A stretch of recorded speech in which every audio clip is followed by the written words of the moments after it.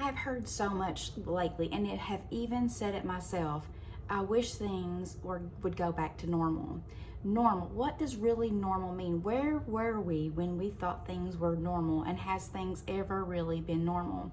The definition of normal means conforming to a standard, usual, typical, or expected way. The usual, average way. Typical state or condition. Was that where our lives were? Was it typical? Was it usual? Was it normal? Was it casual?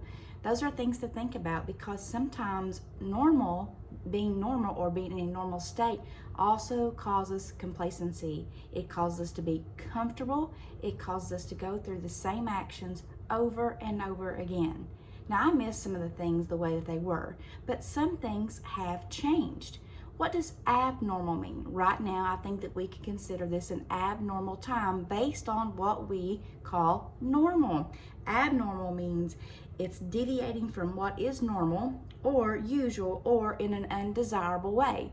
Would you agree now, based on what we think normal was, we are living in abnormal times, and most importantly, because it says that we're having to do things in an undesirable way. What happens when we're going through undesirable times, an undesirable way? It causes the way we think, the way we act. It presses us, it stretches us, it does so many different things to us. It makes us uncomfortable, and that's when we crave normal. I put this together this morning. I was just thinking about, what does normal really mean? And I thought about my washing machine. And I thought about all the different cycles of life. What does normal mean? It's the most common, it's the most used. You can just about throw anything in the normal cycle. But when I was looking at different cycles mean on a washing machine, you have the delicate cycle, you have the heavy duty cycle, you have the normal cycle, you have the rinse and spin cycle, you even have a cycle, some of them have to wash or to clean your washing machine.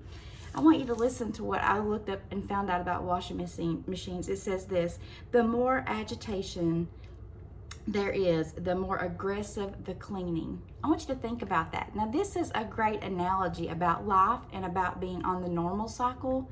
It does say that the normal cycle is probably the most intense, but what happens on the normal cycle? Again, listen to this: the more agitation there is, the more aggressive the cleaning. Do you think that we are living in a more aggressive, abnormal time?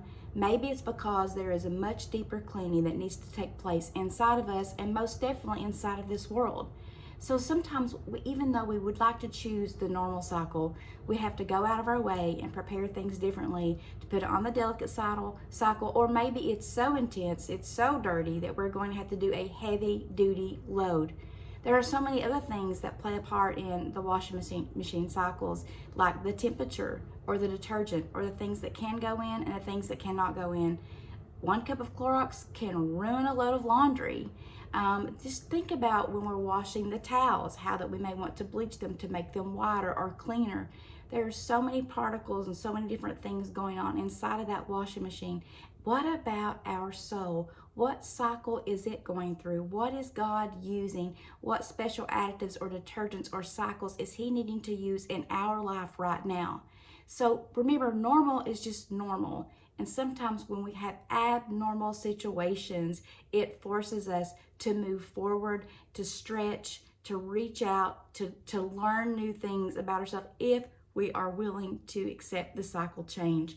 In James chapter, I want to read this to the NLT version. James chapter 1, it says, verse 2, "Dear brothers and sisters, when troubles of any kind come your way, consider it an opportunity for great joy." We don't like abnormal, we don't like troubles, but when we start embracing those as opportunities for great joy, things can be changed. Our perspective, where we stand, what we see, what we say, what we do, and how we feel about the trouble that's come into our lives. It says, "For you know that when your faith is tested, your endurance has a chance to grow." We all have to have endurance to persevere, to get through this, to make it through the abnormal times in life.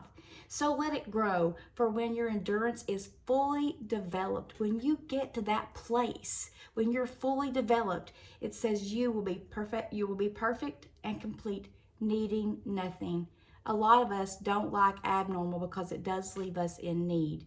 But if we listen to what James says and we think about, it says the more agitation there is, the more aggressive the cleaning. Maybe it's our heart and soul that needs a really deep cleaning. Maybe the normal cycle isn't for us, and maybe being abnormal in abnormal times right now is what's going to cause the most agitation, to cause the deepest cleaning to our soul and to our hearts, and to how that we can perceive what's happening, how that we can be a light to other people, how that we can be a magnet to draw people to God, not to us.